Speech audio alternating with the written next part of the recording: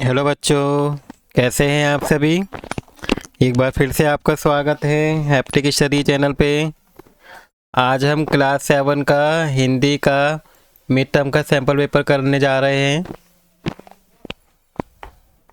तो आइए शुरू करते हैं हम। बच्चों, जो आपका पेपर है हिंदी का, आपका 60 मार्क्स का आने वाला है, ठीक है। जिसमें आपके कुल 4 खंड होंगे, खनका, खनखा, खनगा और खनगा। टोटल प्रश्न आपके 11 होंगे। तो आइए हम सबसे पहले खनका के क्वेश्चन आंसर देखते हैं, ठीक है। खनका में आपके आपतित बोर्ड से एक आपको पद्यांश दिया हुआ है, ठीक है, क्वेश्चन नंबर 1 में। इस गद्यांश को पढ़ के आपको क्या करना है, नीचे दिए गए क्वेश्चनों के आंसर देने होंगे। तो आइए सबसे पहले हम गद्यांश को पढ़ लेते हैं बच्चों। एक पेड़ एक छोटे से लड़के को बहुत प्यार करता था।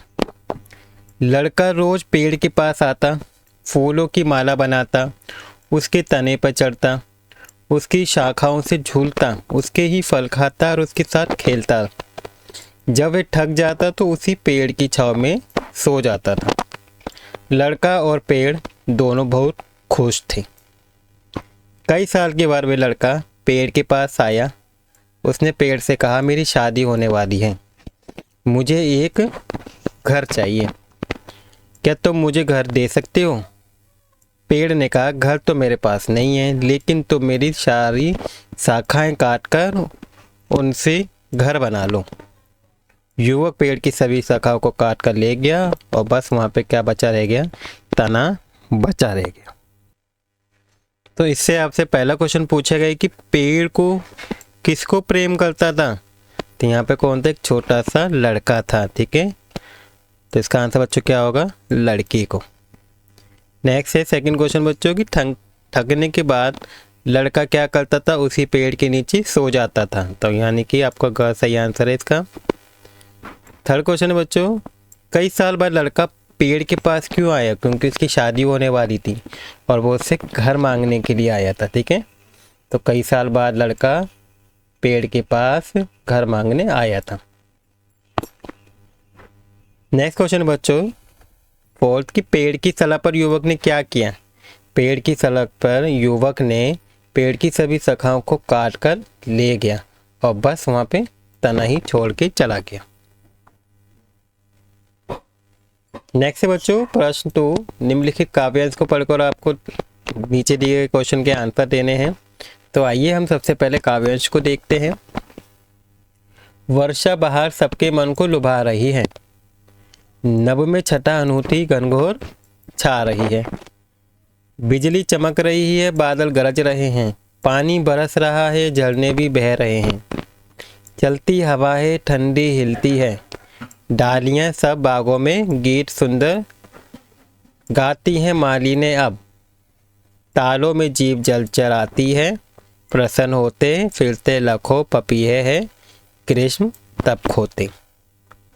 तो इससे फर्स्ट क्वेश्चन पूछा है कि काव्यांश में वर्षा का सब पर क्या प्रभाव पड़ रहा है। देखिए, सबके मन को लुभा रही है, सबको खुश कर रही है, ठीक है। तो इसका क्या हो जाएगा बच्चों, प्रसन्नता। सेकेंड है जलचर का अर्थ क्या होता है। जलचर उसे बोलते हैं बच्चों जो पानी के अंदर रहने वाले जीव जंतु को हम जलचर कहते हैं। तो इसका आंसर ये होगा। नेक्स्ट है बच्चों, काव्यांश के अनुसार माली ने कहाँ पे गीत गा रही है, बागों के अंदर गीत गा रही है। देखिए यहाँ पे लिखा हुआ ये रहा, कहाँ पे गा रही है, बागों में। नेक्स्ट है बच्चों, वर्षा के समय कौन कौन सी घटना घटी है। कोई भी 2 घटना लिखिए। देखिए कौन कौन सी घटना घट रही है।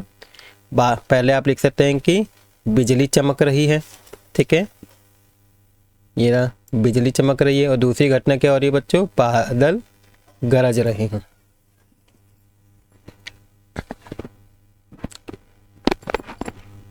इसके बाद बच्चों खनखा आते हैं आपके व्याकरण के क्वेश्चन, जिसमें इसमें प्रश्न नंबर 3 है कि निम्नलिखित व्याकरण प्रश्नों के आपको उत्तर देने। जैसे फर्स्ट है दांत खट्टे करना, मुहावरे का सही अर्थ क्या है बच्चों, किसी को परास्त कर देना यानी कि हरा देना। सेकेंड है सौभाग्य शब्द में उपसर्ग और मूल शब्द बताइए और उनको अलग अलग लिखिए। देखिए उपसर्ग क्या होगा बच्चों, जो आगे शब्द लिखा होता है वो आपका उपसर्ग होता है। तो यहाँ पे सो क्या है, उपसर्ग है, ठीक है। यहाँ पे मैंने लिखा हुआ है सो उपसर्ग है। नेक्स्ट मूल शब्द क्या है बच्चों, जो पीछे लिखा रहता है यानी कि भाग्य, तो मूल शब्द आपका बच्चों क्या हो जाएगा, भाग्य हो जाएगा। ठीक है, नेक्स्ट है बच्चों प्रगतिशील शब्द में प्रत्यय बताइए। प्रत्यय क्या होता है, जो पीछे लिखा रहता है, प्रगति प्लस शील यानी कि शील क्या होगा आपका, प्रत्यय होगा। फोर्थ क्वेश्चन है बच्चों संप्रभात महिला की तरह वे प्रतीत होते हैं, वाक्य में विशेषण शब्द बताइए। तो यहाँ पे महिला की जो विशेषता है वो क्या बता रहा है, संप्रभात, तो यानी कि संप्रभात क्या होगा बच्चों, इसका विशेषण होगा। इसके बाद नेक्स्ट है बच्चों कि ये मुरली बड़ी अच्छी बज रही है, वाक्य में क्रिया का भेद बताइए। देखिए इसमें कौन सा क्रिया का भेद है, सक्रमक क्रिया है। इसके बाद बच्चों मिलान कीजिए, दे रखा है आपको 6 में, आपको मिलान करनी है 6, 7, 8, 9, 10 में। तो बुढ़ापा बच्चों क्या है, बुढ़ापा एक आपका भाववाचक संज्ञा है। सिंधु शब्द का पर्यायवाची शब्द क्या होता है, सागर। नित्याग्न किसका पुल्लिंग है बच्चों, नर्तक का। नित्याग्न का शब्द का जो पुल्लिंग शब्द है वो क्या होगा बच्चों, नर्तक होगा। नेक्स्ट है मित्र शब्द का विलोम क्या होता है, इसका उल्टा क्या होगा, शत्रु। दिन तत्सम शब्द है, तो दिन का तत्सम शब्द क्या होगा बच्चों, दिवस। इसके बाद बच्चों खंड ग आते हैं जिसमें आपके बुक से क्वेश्चन दिए हुए हैं। ठीक है, तो आपका प्रश्न नंबर 4 है कि निम्नलिखित गद्यांश को पढ़कर आपको पूछे गए प्रश्न के उत्तर देने हैं। तो पहले हम गद्यांश को देखते हैं। अभी तक मैंने उन्हें दूर से देखा था, बड़ी गंभीर शांत अपने आप में खोई हुई लगती थी, संप्रभात महिला की भांति वे प्रतीत होती थी, उनके प्रति मेरा दिल भी आदर और श्रद्धा के भाव थे। माँ और दादी मौसी मामी की गोद की तरह उनकी धारा में डुबकियां लगाया करता, परंतु इस बार जब मैं हिमालय के कंधों पर चढ़ा तो वे कुछ और रूप में सामने आई मेरे, और मैं हैरान था कि ये दुबली पतली गंगा, यही यमुना, यही सतलुज समतल मैदानों में उतरकर विशाल कैसे हो जाती है। इनका उछलना और कूदना, खिलखिलाकर लगातार हंसते जाना, उनकी ये भाव भंगी, इनका ये उल्लास कहाँ गायब हो जाता है मैदान में जाके। तो आपकी हिमालय की बेटिया से आपको ये दे रखा है। ठीक है, तो इससे फर्स्ट क्वेश्चन पूछा है कि गद्यांश के अनुसार कौन बड़ी गंभीर शांत और अपने आप में खोई हुई है, तो हिमालय की नदियाँ ही बेटियाँ यानी कि नदियाँ। ठीक है, सेकेंड है बच्चों नदियों के प्रति लेखक के मन में किस प्रकार का भाव है, आदर और श्रद्धा का भाव है। ठीक है, अगर आप यहाँ देखेंगे, देखिए ये लिखा हुआ आपका आदर और श्रद्धा का भाव। इसके बाद गद्यांश के अनुसार लेखक किसकी गोद की तरह नदी में डुबकी लगाता है, देखिए माँ की तरह। इसमें देखिए ये लिखा आपका, अगर आप देखेंगे ना, माँ की तरह। नेक्स्ट है गद्यांश के अनुसार लेखक हिमालय का चढ़कर हैरान क्यों है, उनको दुबली पतली देखकर वो क्या है, हैरान है। देखिए यहाँ पे लिखा हुआ ये रहा आपका, मैं हैरान था कि ये दुबली पतली गंगा। ठीक है, इसका आंसर क्या होगा बच्चों, कहा होगा। नेक्स्ट क्वेश्चन है 5वां के निम्नलिखित गद्य पाठों के आधार पर आपको किन्हीं 2 के उत्तर देने। 2 मार्क्स का क्वेश्चन है आपका। फर्स्ट है कि पापा खो गए पाठ में आपको सबसे बुद्धिमान पात्र कौन लगा। तो देखिए नाटक में सबसे बुद्धिमान पात्र हमें कौवा लगा, क्योंकि वे उड़ उड़कर सभी घटनाओं की जानकारी रखता है, अच्छे बुरे लोगों को उससे पहचान है। उसी की सूझबूझ के कारण असामाजिक तत्वों यानी दुष्ट व्यक्ति के हाथों में जाने से क्या होती है बच्चों, बच्ची क्या होती है, इसमें बच जाती है। नेक्स्ट है यासुकी चांद को पेड़ पर चढ़ने के लिए तोतो चांद ने अथक प्रयास क्यों किया। तो इसका आंसर बच्चों कि यासुकी चांद तोतो चांद का प्रिय मित्र था और वह पोलियोग्रस्त था। ठीक है, इसलिए वह पेड़ पर नहीं चढ़ सकता था, जबकि जापान के शहर तोमोई में हर बच्चे का अपना खुद का पेड़ था, लेकिन यासुकी चांद ने शारीरिक अपंगता के कारण किसी पेड़ को निजी नहीं बनाया था।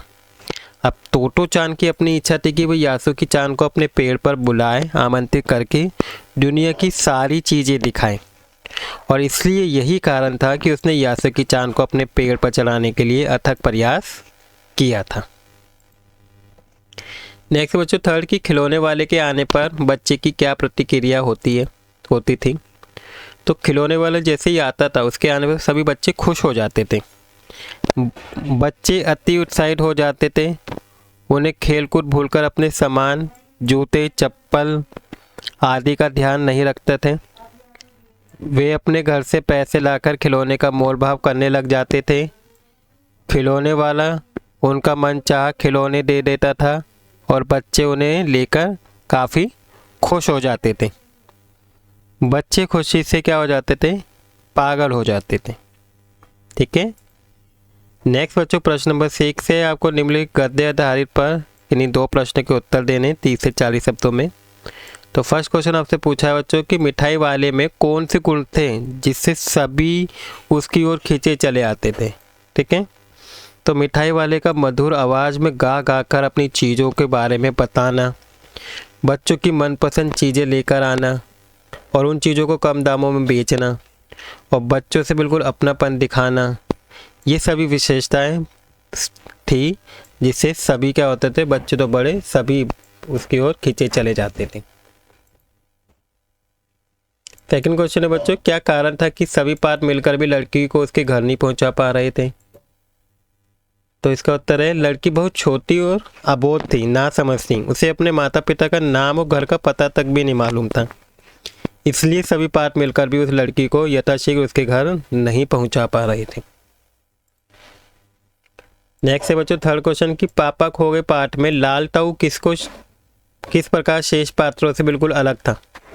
तो लाल ताऊ अन्य पात्रों से अलग था क्योंकि वह ऐसा पात्र था जो पढ़ा लिखा था और वे अपने आप में मस्त रहता था। अकेले रहने पर भजन गुनगुनाते रहना उसकी आदत थी। इस तरह वह अन्य पात्रों से क्या था, अलग होता। निर्जीव होते हुए भी वो समाज की चिंता उसे क्या होती थी, सताती थी। नेक्स्ट प्रश्न है बच्चों 7वां कि आपको एक काव्यांश दिया हुआ है, इसको पढ़ के आपको आंसर देना है। स्वर्ण श्रृंखला के बंदर में अपनी गति उड़ान सब भूले, वह सब सपनों में देख रहे हैं तरु की फुनगी पर के झूले। ऐसे थे अरमान के उड़ते नीले नभ की सीमा पानी, लाल किरण सी चोंच खोल चुकते तारक अनार के दाने। ठीक है, ये हम पंछी उन्मुख गगन की कविता है आपकी। तब इस कविता से आपसे क्वेश्चन पूछा गया है पहला कि काव्यांश के अनुसार पक्षी किस प्रकार के बंधन से बने हुए हैं। देखिए ये लिखा स्वर्ण श्रृंखला के बंधन से, यानी कि सोने के पिंजरे में। नेक्स्ट है घोषले काव्यांश के अनुसार पक्षी उड़ान को सपनों में क्यों देख रहे हैं। क्योंकि पक्षी क्या है, परतंत्र है। नेक्स्ट है काव्यांश के अनुसार पक्षी की क्या इच्छा है। पक्षी की इच्छा काय की है बच्चों, उड़ने की। फोर्थ है कि काव्यांश में तारों की तुलना किससे की गई है, नीले आकाश से। ठीक है। इसके बाद बच्चों प्रश्न 8वां आता है कि निम्नलिखित पाठों पर आधारित किन्हीं 2 के उत्तर देने हैं आपको। फर्स्ट पूछा है बच्चों कि कठपुतली अपने पाँव पर क्यों नहीं खड़ी हो पाती। इसका उत्तर है बच्चों कि कठपुतली स्वतंत्र होकर अपने पाँव पर खड़ी होना चाहती है लेकिन खड़ी नहीं होती, क्योंकि जब उस पर सभी कठपुतलियों की स्वतंत्रता की जिम्मेदारी आ जाती है तो वो क्या हो जाती है, डर जाती है।